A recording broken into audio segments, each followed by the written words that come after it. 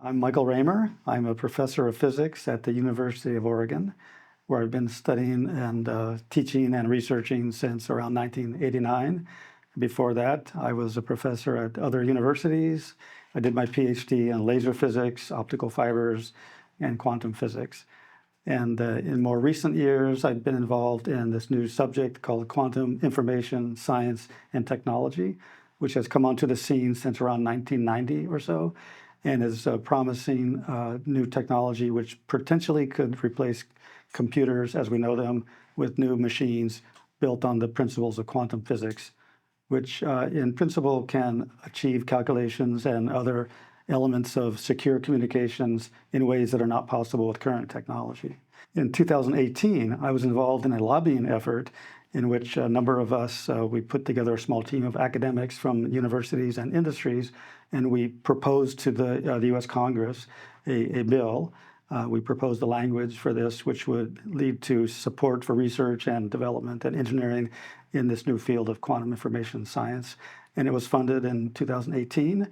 A couple of billions of dollars have been spent in the US since then, supporting many different projects at many different universities and companies.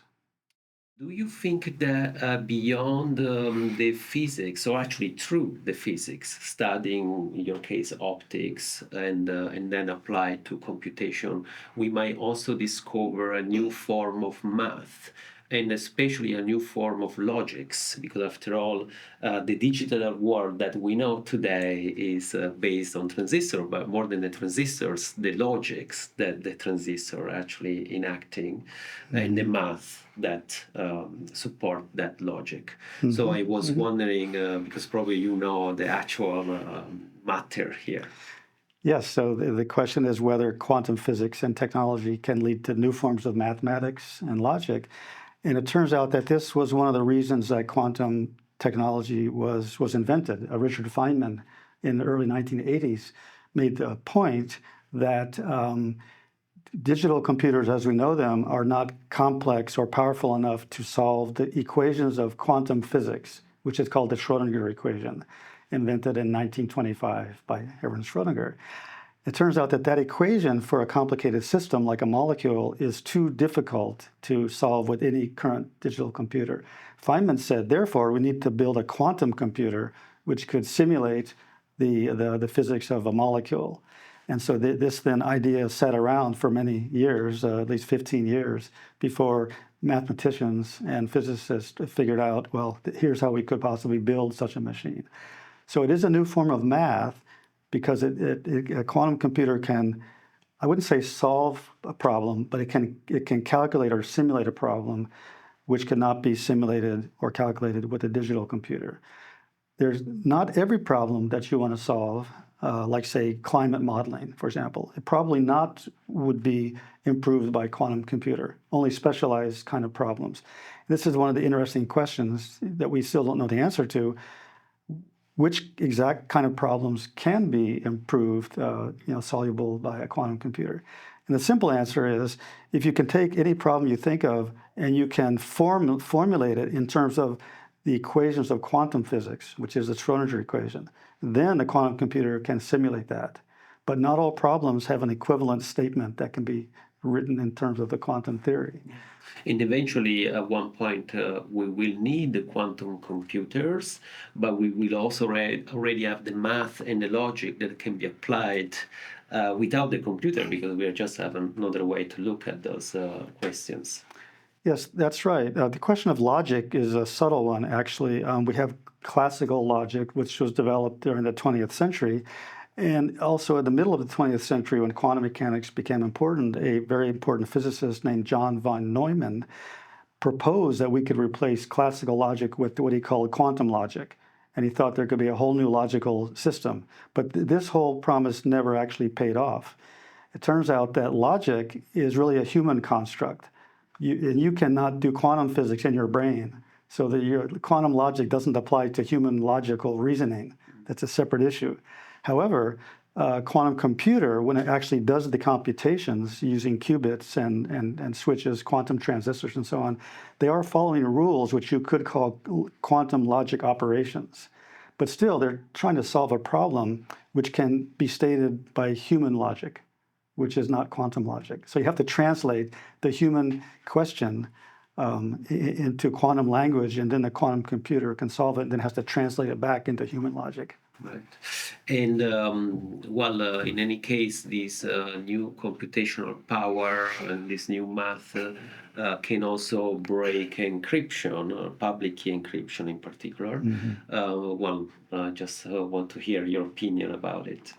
Yeah, so it's a well-known fact that if we had a powerful enough computer, it could crack the current RSA encryption standard, which is the one that's used in most transactions for banking and private communication and emails and all that. Okay, so there's two aspects of that. One is that it would probably require a quantum computer that has millions of qubits, which are the logical elements in a computer. Right now, nobody has a quantum computer that's really high quality that has maybe more than about 100. And it's not really known at this point by the engineers and the physicists how to build a computer with a million or more qubits.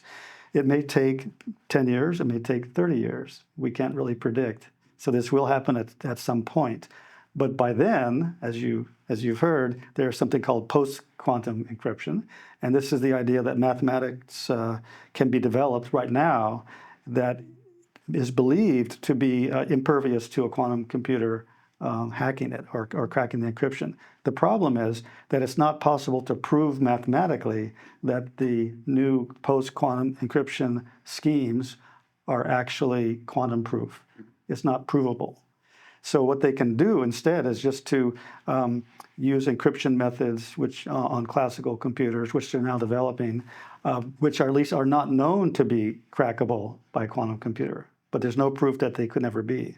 Yeah, that's the problem. I mean, especially from the moment when the public key encryption is broken and the moment when we already have something there, not just the work, but it's already implemented, because there is also the implementation problem. I mean, the hardware especially, maybe we can find a layer of software that might be post-quantum encryption, post-quantum safe, but the hardware changing the chips, the circuits, and everything else, that will take much longer probably. Yes, I understand. I believe that Apple Mail is already encrypted by some post-quantum schemes. So companies are now already working to implement that hardware and software because they know that within about 10 years there might be a possibility to crack the old systems. So do you give it 10 years?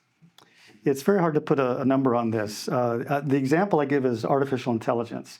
Back in the 1980s, many of the theoretical concepts in artificial intelligence were already developed, and people were very excited about that, big hype cycle about that. And then people realized we don't have the computational power in our machines to implement the algorithms, so it kind of died away for a long time.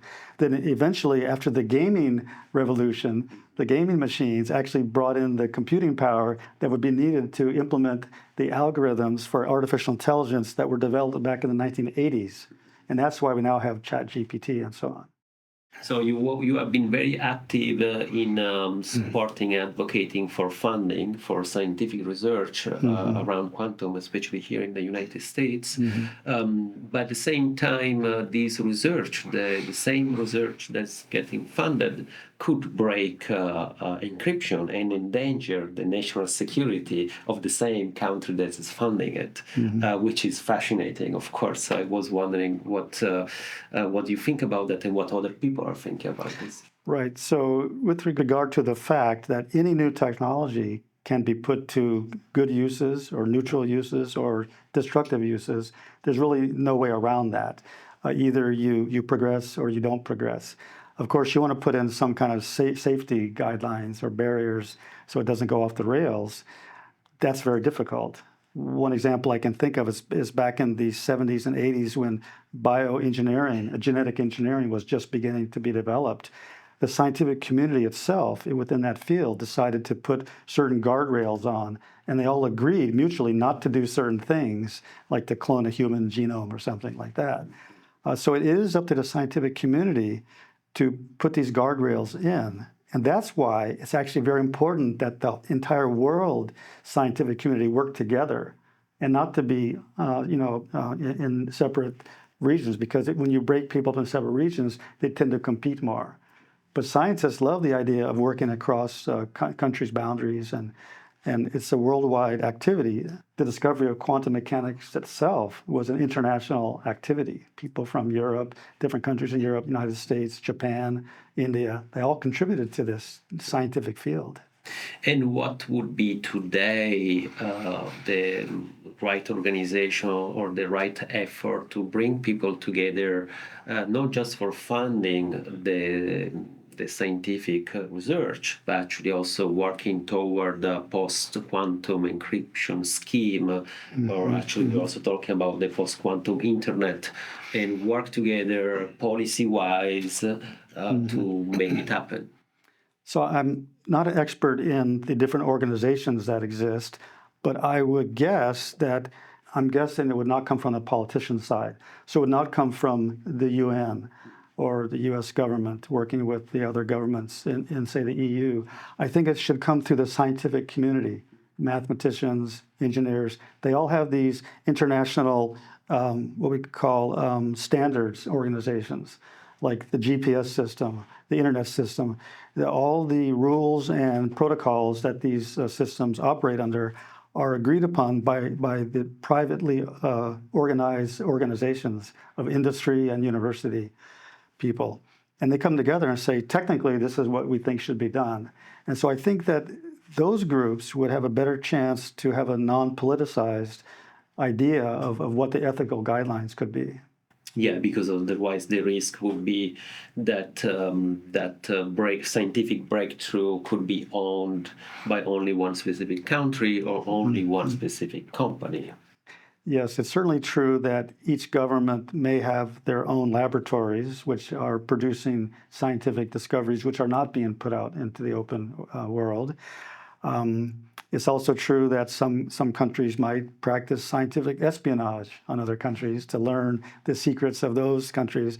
But it's agreed upon by almost every scientist that I can think of that the risks are far smaller in sharing technical information than the benefits are.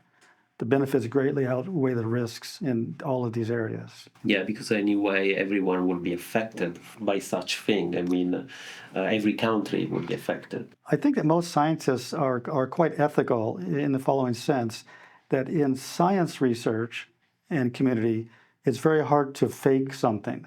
Because if you fake something and publish it, that can be checked.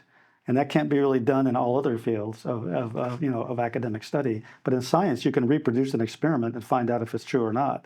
And so people have the idea that I can do something, I can publish it, it might be wrong. If it's wrong, I'll admit it's wrong if other people show it. So it's a really community activity. There is an issue of ownership here, and actually was reading through the hearing at the House already a few years ago now, and there was someone, not you, but another statement was saying that the United States should advance to be the first in owning this sort of discovery and technology, but at the same time, since the scientific discovery should be not owned. I mean, I don't know, maybe you also have experience that direct in your laboratory of like making a discovering and questioning if it should be patented or not. So politicians, of course, like to say that their country is going to be a leader in whatever field they're talking about. So it's like, like a pep talk. And so they say that. They also often don't understand how science and technology really works, which actually is a global system of supply and people moving back and forth to get the job done. So there's a tension between trying to own and control and keep secret all the discoveries, at the same time trying to make the entire system successful and build out the science and technology that you actually want to achieve. So I think many of my colleagues believe that there should be open borders, scientific borders. People should be able to travel back and forth to any country, and only control would only be appropriate in the case of a very particular piece of hardware. If a certain American company built a certain piece of hardware that was built on a certain idea that they owned a patent on, Most people agree that there could be export controls on that. You don't want that hardware, if it's easily to take that hardware and move it into, say, a military system in some adversarial country, you don't want to do that. That's not just science. But usually the hardware of that type comes many years after the scientific discovery. It's not a very quick development. So the scientific discovery should be open, and then the very particular developments, both in mathematics and encryption and particular hardware devices, could be appropriately controlled by governments. Do you have some remark about the conference or the lecture of today, since maybe it's fresh in your mind? Well, at the conference, at the beginning of my lecture, I did make a public statement to the conference because I'm very concerned about what the U.S. government is doing right now as far as attempting to exert control over university research for various political reasons, and they're doing that through the lever of funding. But these two things should really be separated. If the universities have problems, which they do, around cultural issues, those problems should be addressed. But I don't think the U.S. government should use funding as a kind of a tool or bargaining tool or even a penalty to try to force universities to behave in a certain way. I don't think that's really the idea that most Americans have. Yeah, but at the same time, you said that it's bipartisan, the support to this new funding round. Yes, both parties in a U.S. government are in favor of quantum science and technology, mostly technology, because these technologies can be used to drive industry, the economy, new companies, as well as military advantage. So there's no real question there. But the problem that not everybody in the government understands is that you cannot really pick and choose two or three very small things and say, I'm going to fund that and not fund all the other infrastructure below it. For example, who's going to build these technologies? They're going to be built by university-trained scientists. So if you harm the U.S. university system, they're not going to be able to train the scientists that will be needed to develop these new technologies. So there's a real tension between these cultural wars and the needs of the economy. I thought it was interesting that you said that you may not be able to achieve a lot of efficiency on every problem out there just because you have a quantum computer. And it's only problems that can be stated in the form of the quantum equation that will see that efficiency gain. And we talked about the RSA standard and quantum computers being able to break that. So I'm assuming that problem can be stated as in the form of the quantum equation. Is Yes. that correct? Yes. In 1994, a mathematician named Peter Shor showed that you can map or you can translate the encryption cracking problem Yes. directly into the quantum equations of motion, the Schrodinger equation. Right. So with that, do we have any idea about the level of efficiency that we are going to get with this? Or is it just like, so far we are saying, yes, it's going to be possible, but we don't really know how No, much the mathematics has been worked out in great detail. The scaling behavior is well known, and the answer is that with classical computers, to factor a large number into its prime factors requires a certain amount of time, which is exponentially increasing with the size of the number. And this is a very bad thing. I mean, well, it's good for security, Yes. because if somebody makes a big computer, you just make your number twice as long. Instead of 500 bits, you make it 1,000 bits, and that's no problem. Then they can't crack it. But the quantum computer can overcome that exponential scaling problem. And so if the quantum computer can crack this one, and then somebody makes the number twice as large, you just have to make the quantum computer twice as large, not 4 times as large. So you beat the exponential scaling problem with a quantum computer. Yeah, as far as we know. Yes. Theoretically, if we can build the machine, and if quantum mechanics is correct, which we believe it is, then yes, that should work. everything that we have now in the public key encryption scheme relies on one assumption that some mathematicians are saying, well, we still don't know. I mean, it holds until we don't have an answer for that. That's right. The difference between classical encryption and quantum encryption is that in classical encryption, you assume the problem is too hard to crack, but you cannot prove it mathematically.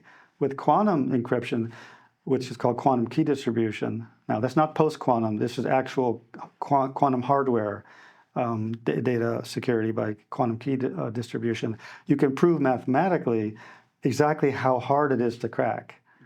And you can prove that it's exponentially hard to crack. And so you know the level of security that you have. Well, you have written about the post-quantum internet, and actually just today you talked about it in a keynote.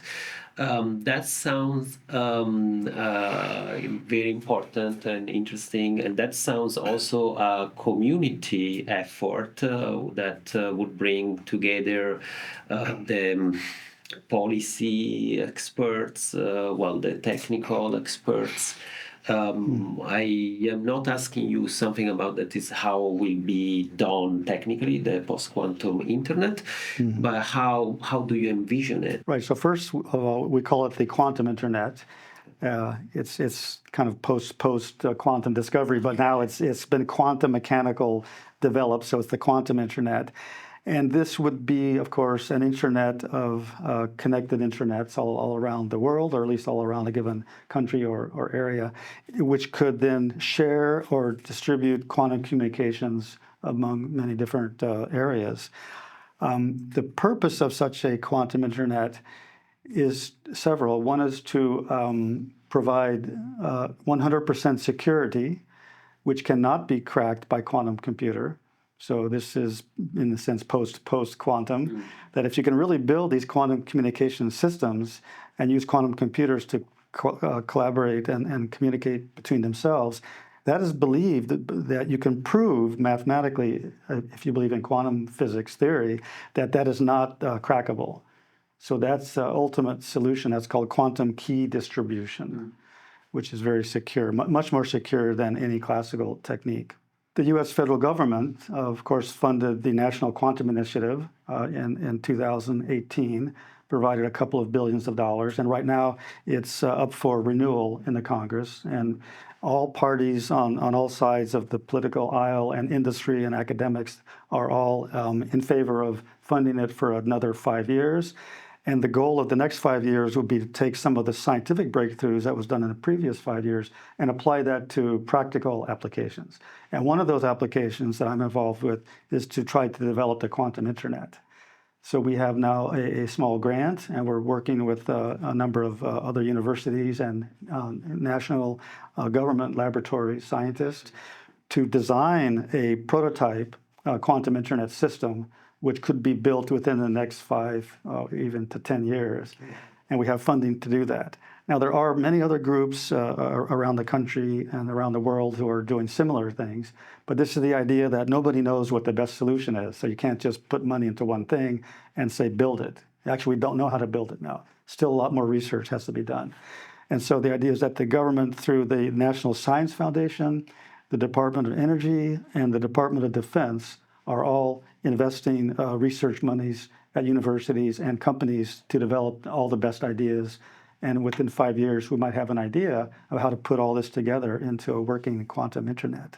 And that would be software based, also like a new fiber optics are necessary? So the quantum internet requires both new hardware and new software. And both of those are quite different than the existing infrastructure of hardware and software. The current infrastructure is based on laser pulses traveling through optical fibers. This is very well developed, as you know. Whereas the quantum internet involves sending individual photons through the optical fibers, and a photon is the smallest element in light. And so it's such a small amount of energy that it's hard to control, and it's easy to lose it, and it becomes scattered or absorbed in the material. So it's very difficult to control these individual photons, and that's why the hardware technology would be very different. And on top of that, the software requirements are completely different as well. So it's not just a matter of changing, the classical thing into a quantum thing. It requires an entirely new development.